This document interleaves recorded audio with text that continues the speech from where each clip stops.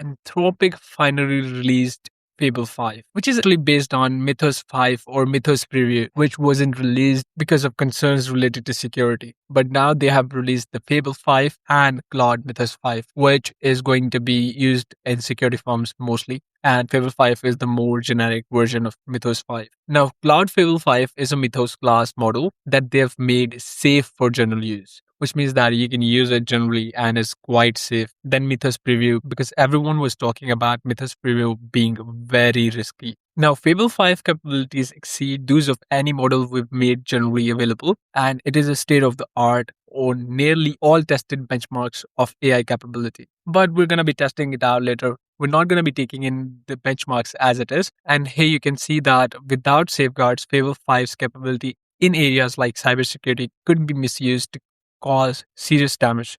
That's why they have safeguards in place and they have made this safer version of it. And here you can see that for small groups of cyber defenders and infrastructure providers, we're also launching Claude Mythos 5, which is the same model like Fable 5, but with safeguards lifted in some areas because they're going to be conducting ethical hacking and stuff like that with Mythos 5. Now, this Mythos 5 isn't available on the chat platform of Cloud, as you can see right over here. We only have Fable 5, which is only available till June 22.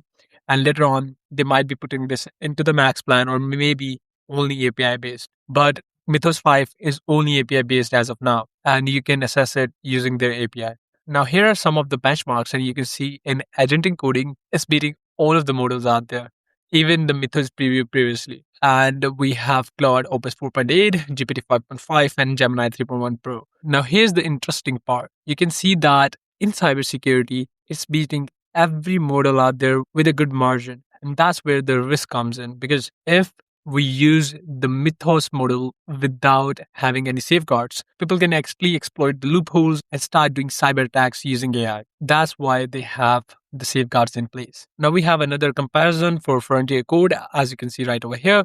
So this is an accuracy versus cost graph right over here. And we have the Claude Opus 4.8, Claude Fable 5, and GPT 5.5. And you can see even the Claude Fable 5 medium is outperforming Claude Opus 4.8 and GPT-5 High, which is really good. Then we have the agentic coding benchmarks right over here, the Sway Bench Pro, and also the Frontier Code.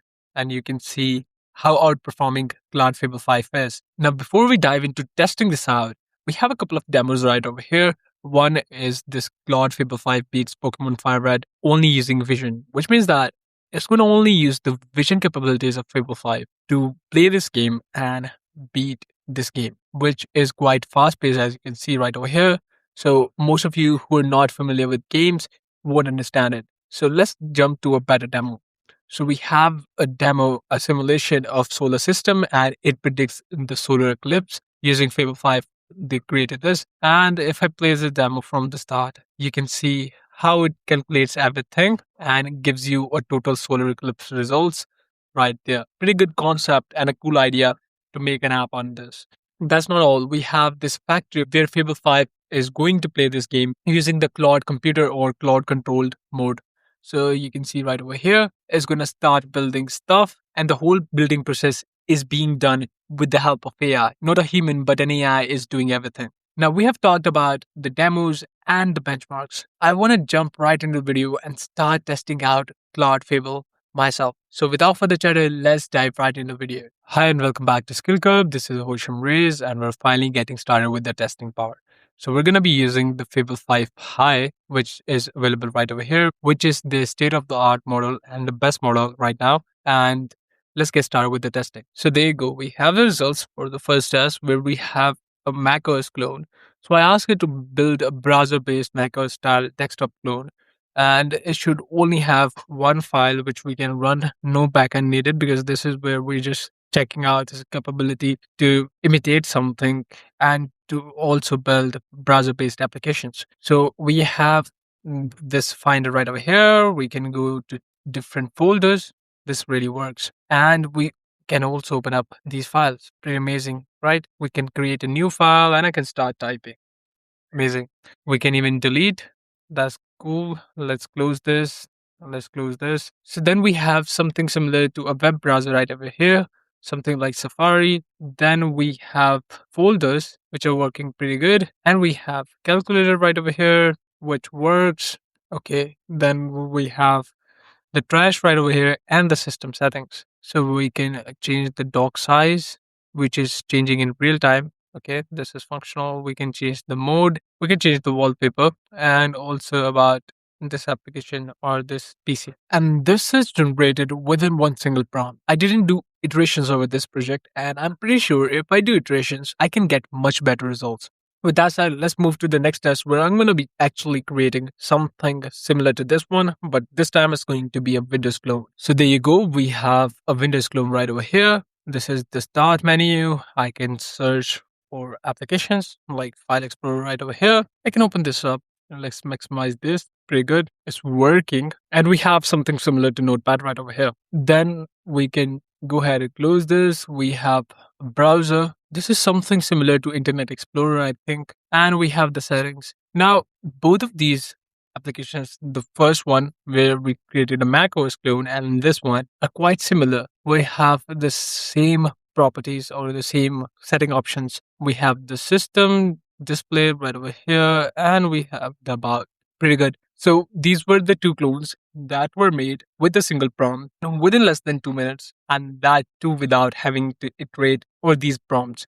But if we start iterating over these prompts, we can get 100 times better result. But that's for a later video. For now, we're going to conduct all the possible tests to check out the capabilities of Fables. So now let's go ahead and create some SVGs and check out SVG code generation capabilities of Fables. So in the next test, I'm going to be generating SVG codes. So for the first SVG experiment, I asked you to create 8 different icons for my website dashboard. And if you're a developer, you should know that SVG icons are really good when it comes to responsive design. You should use your unique icons.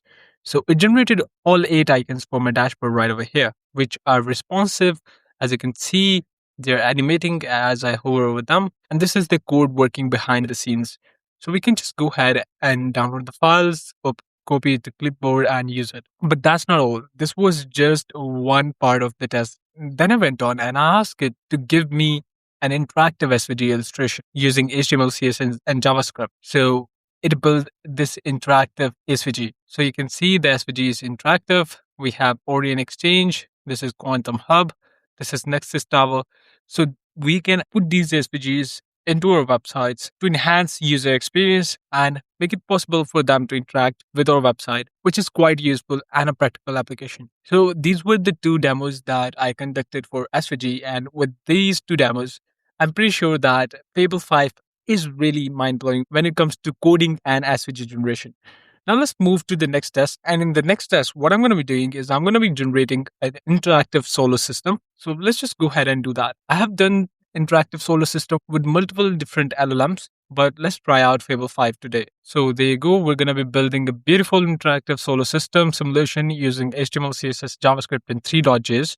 Because it's going to be 3D, we're going to need the 3.js. So we're going to have controls, which means that it's going to be an interactive simulation. So there you go. It started generating the code. Let's wait for the results and then we can talk about it. So there you go. We have the results for interactive solar system. So we can increase the speed of the orbit, which you can see is increasing in real time. Or we can decrease the speed of the orbit to the point where it will look really slow. We can also go ahead and reset everything and we can pause, which is pretty good. And also we can interact. We can zoom into stuff. So this is Venus, pretty good. And we can click on any planet to check the details of that planet. So we have the diameter, orbit, day length, and moons. Then we have Mercury right over here. We have Earth with 1 moon. We can also see Mars right over here, which has 2 moons. Pretty good. So this is another simulation of solar system that we built using Fable 2. So in this test, what I did is I built an interactive 3.js physics simulation, which is going to show the mathematical and physics comprehension qualities of Fable 5. So if you reset it, you can see that all objects are falling and you can even pause the simulation or you can interact with these objects. As you can see right now, we dropped more objects. So this was a physics simulation. This is going to be the final test. Now we're going to be testing out the front-end capabilities of Fable 5. So we're going to be generating a front-end website which would look something like this. So we're going to build a futuristic high-end front-end website that makes viewers say wow. And if you want the prompts Let me know in the comments below. So there you go. We have the results out. This is the website that it created, and this looks really good. You can see we can interact with the website. We have some stats right over here, and this looks really good. We can hover over these cards, and you can see the glow effect. And also, you can interact with different components of the website. Then we have the deployment pipeline. We can scroll this, the team shipping on Nexora, and the pricing plan. Now, to be quite honest, to generate something like this in first attempt is really powerful. I've been testing out different LLMs for the past 3 years, and I think this is the best result for front end that I got ever within the first attempt. So with that said, I want to wrap this video up. I hope this video was valuable for you to understand the capabilities of Claude Fable 5. We went on and conducted different tests with it, and now I want you guys to go ahead and try it out. If you found this video insightful, hit that like button, share your thoughts or experiences in the comments below, ring the notification bell to never miss out on the daily updates. Thanks for watching, and we'll see you in the next video. Till then, stay curious and keep exploring.